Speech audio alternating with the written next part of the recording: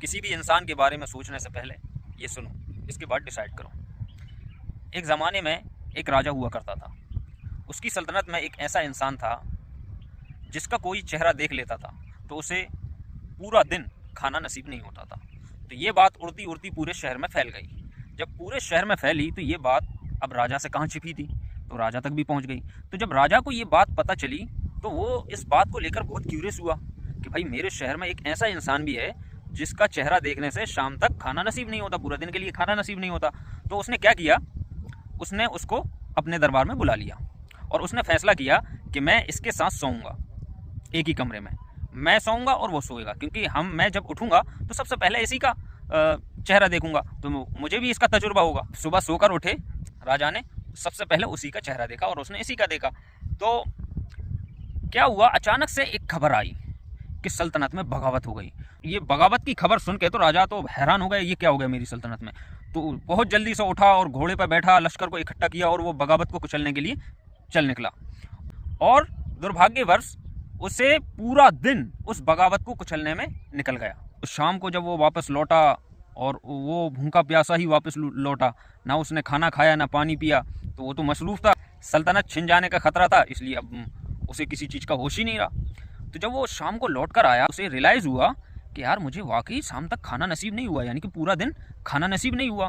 तो उसे इस बात पर ना बहुत गुस्सा आया। तो अगले दिन राजा ने उसे दरबार में बुलाया और उसने फैसला किया, तू वाकई मनहूस इंसान है, तेरा कोई चेहरा देख ले उसे शाम तक खाना नसीब नहीं होता, इसलिए मैं फैसला करता हूँ, तू मनहूस है इसलिए मैं तेरा फैसला करता हूँ कि तेरा सर कलम कर दिया जाए, यानी कि तुझे मार दिया जाए। तो जब उसकी सज़ा मुकर्रर हो गई तो उससे राजा ने पूछा कि तेरी कोई आखिरी इच्छा है। उसने कहा हाँ मेरी एक आखिरी इच्छा है। उन्होंने कहा क्या है। वो कहने लगा राजा जी मेरी, आप सुबह उठे और आपने मेरा चेहरा देखा तो आपको शाम तक खाना नसीब नहीं हुआ, लेकिन मैंने आपका चेहरा देखा तो मुझे तो मौत मिल रही है, समझो यार। तो राजा बड़ा समझदार था, उसे ये बात समझ में आ गई। तो उसे ना वो कबीरदास की एक कहानी याद आई कि बुरा जो देखन मैं चला, बुरा ना मिलिया कोई, अपने मन जो कूजा तो मुझसे बुरा ना कोई। यानी कि जो बुरा देखने जो मैं चला था ना, बुरे तो बहुत मिले, लेकिन जब मैंने अपने अंदर झांका, अपने अंदर खोजा, तो फिर मुझसे बड़ा दुनिया में कोई ना मिला। समझ रहे हो बात को। तो राजा ये बात समझ गया कि मैंने उसका चेहरा देखा था तो उसे, मुझे खाना नसीब नहीं हुआ, लेकिन उसने मेरा चेहरा देखा था तो उसे क्या हुआ, मौत मिल रही है, यानी कि उससे बड़ा मनहूस मैं हूँ। समझ रहे हो। तो किसी भी इंसान को आप अगर ये सोचते हो ना कोई इंसान ये है वो है फलाना है ढिमाका, भाई पहले अपने अंदर झांको।